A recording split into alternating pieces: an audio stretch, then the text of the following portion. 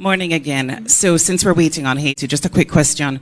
Has there been any discussion within the cabinet about possibly tabling the Integrity Commission reports ahead of the Parliament officially coming back?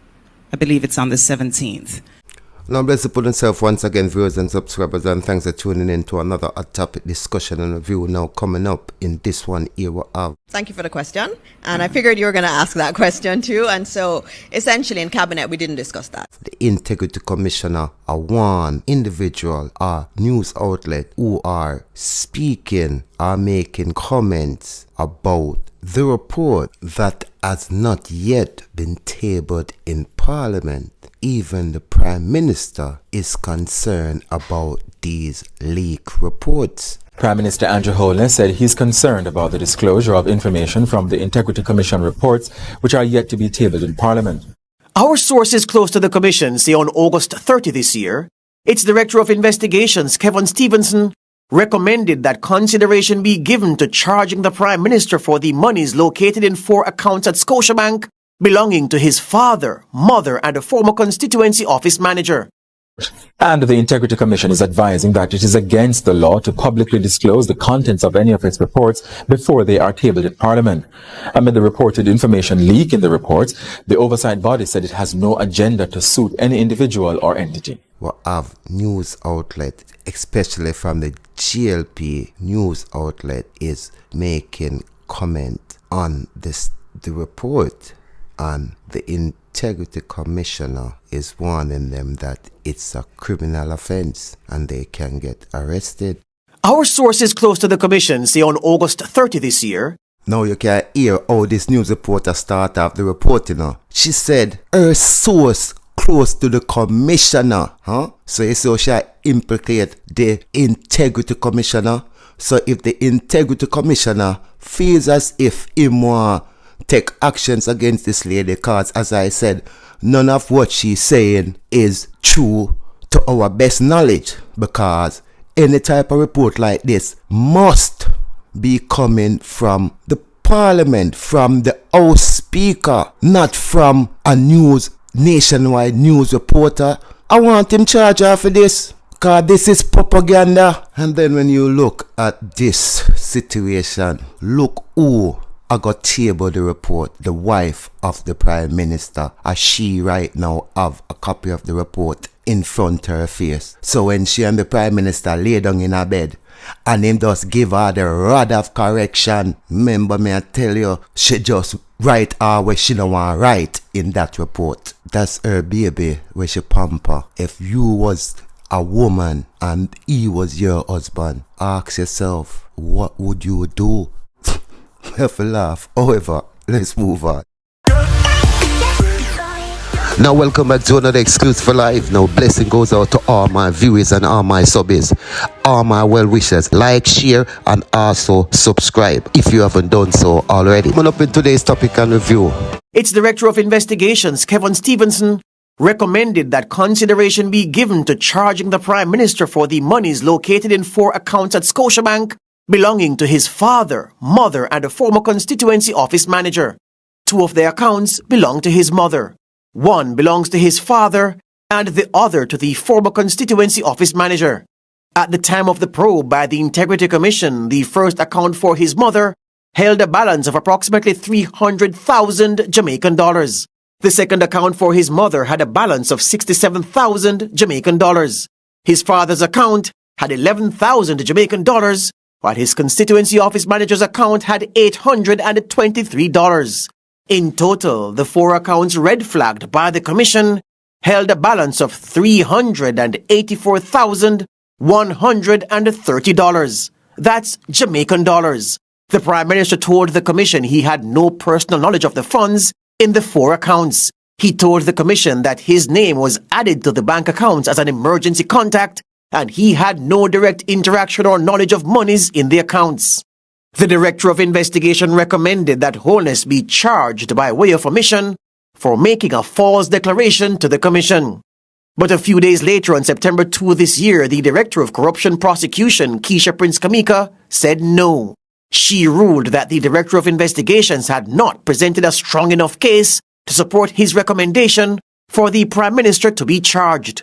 Now, as you can hear, we are going to my viewers and my subscribers. Ain't no way this news broadcaster from Nationwide News should have these information. So it's either two things. It's either it's false information or some person of the three individuals who were sent a copy of the integrity report is leaking the information, cause when this report is tabled, if it is discovered that this report from Nationwide News is true, that means it's clear evidence that there was a leak of the report, and someone, as the integrity commissioner says, that's against the law. So more than likely some people are gonna get in trouble. Now viewers, because of these people and them fake news, the integrity commissioner have to release a statement immediately. As you can see up on the screen, it says for immediate release, September the 10th, 2024, statement of Chairman and Commissioner of the Integrity Commissioner. On Thursday, September the 5th, 2024, the Integrity Commissioner submitted an investigation report, ruling and special report to Parliament. That report, ruling and special report have not been yet tabled since the submission to Parliament. There has, however, been extensive public commentary in relation to the purported contents of the report and ruling. The Integrity Commissioner wishes to remind the public, including media houses, that it is a breach of Section 53(3) of the Integrity Commission Act to report or make any public statement on an untabled investigation report. Section 53(3) reads as follows: until the tabling in Parliament of a report under Section 36, all matters under investigation by the Director of Investigation or any other person involved in such an investigation shall be kept confidential, and no report or public statement shall be made by the Commissioner or any other person in relation to the initiative or conduct of an investigation under this Act. The Integrity Commissioner is committed to fair and accurate reporting of facts and has no agenda to suit any individual or entity. Accordingly, it has not diverged and will never in any way divulge information that is contrary to the requirement of the law. The Integrity Commissioner is committed to transparency, Jamaica, and the rules of law. It therefore urges the public to await Parliament tabling of all reports, inclusive of the report in question. When the Commissioner reports are tabled, it is hoped that they will be read and digested in their entirety. Morning again. So since we're waiting on Haiti, just a quick question. Has there been any discussion within the Cabinet about possibly tabling the Integrity Commission reports ahead of the Parliament officially coming back? I believe it's on the 17th. Thank you for the question. And I figured you were going to ask that question too. And so essentially in Cabinet, we didn't discuss that. Now, the Prime Minister in a recent meeting breaks silent on the declaration and saying that he is pleased, as I've been saying to you lot, but to now listen. Statutory declarations. I'm pleased that they are now before the Parliament. The Prime Minister is pleased that his declaration is being tabled. So ain't I say certain man like Mr. Vegas and Mr. Wormington and all of these individuals making noise about the Integrity Commissioner doing their work is just noise them a make, and it's unnecessary noise because, as I said, hear it from the Prime Minister himself. Good morning, everyone. Please. I didn't get to hear what Minister Dana Morris Dixon said. Did she say that I can't comment? Yes, that's what I said. Well, I do take note of the tabling of reports.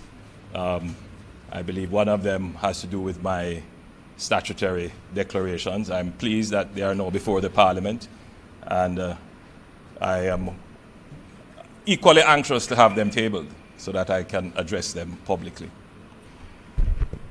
But that is not the purpose of my visits with you today. My visits are becoming more frequent. I think so as well. The man says he's pleased that his declaration is certified and he will address the situation in short order. Now, you have a lot of people around the road and them a said this and them a said that and them a talk about bank account and them a talk about all kind of things that we don't even know if it's in the report. However, since the Integrity Commissioner report, this article surfaced on social media. Now this article was published in the Jamaica Observer, and it's saying corruption nightmare. 5 PNP, 3 JLP politicians reported to the Integrity Commission for elite enrichment. That is the Jamaica is not a down place. Now, a month now the article say a month long probe by the Jamaican Observer has uncovered that at least 3 parliamentarians linked to the governing JLP party and 5 linked to the opposition PNP party have been referred to the Director of Investigation at the Integrity Commissioner following allegation of corruption and illicit enrichment.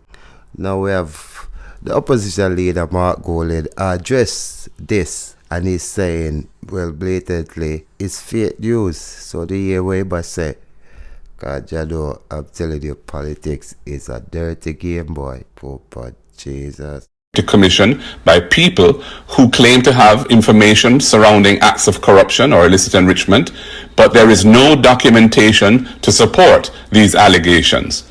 End quote. In other words, malicious stories may have been concocted and sent to the Integrity Commission for partisan political reasons without any foundation whatsoever. I want the public to note that this reporting by the Jamaica Observer is entirely separate from the 8 sitting members of Parliament cited by the Integrity Commission for illicit enrichment. The allegations reported by the Observer article are not part of the ongoing investigation by the Integrity Commission into the 8 MPs who are accused of illicit enrichment. In my view, this is a blatant attempt to confuse and mislead the public. I want to be clear. As leader of the opposition, I directly consulted with all sitting members of Parliament and senators of the People's National Party. And in these discussions, every parliamentarian from the PNP has confirmed to me that they are not aware of being investigated by the Integrity Commission for illicit enrichment. The PNP firmly maintains its position that any parliamentarian from whatever side who is guilty of the offense of illicit enrichment should face the full force of the law. They should be dismissed from public office and should never hold public office again. The PNP stands resolute in its commitment to transparency, accountability, and good governance. I urge the public to remain vigilant and recognize this report for what it is: a deliberate distraction from the Integrity Commission's investigations into the 8 MPs who have been identified for illicit enrichment. We want to know who they are, and we look forward to the reports coming to Parliament and being made public. This is a serious moment in Jamaica's political history, and I urge all Jamaicans to rely on credible, verified information rather than allowing partisan media outlets to distort the truth.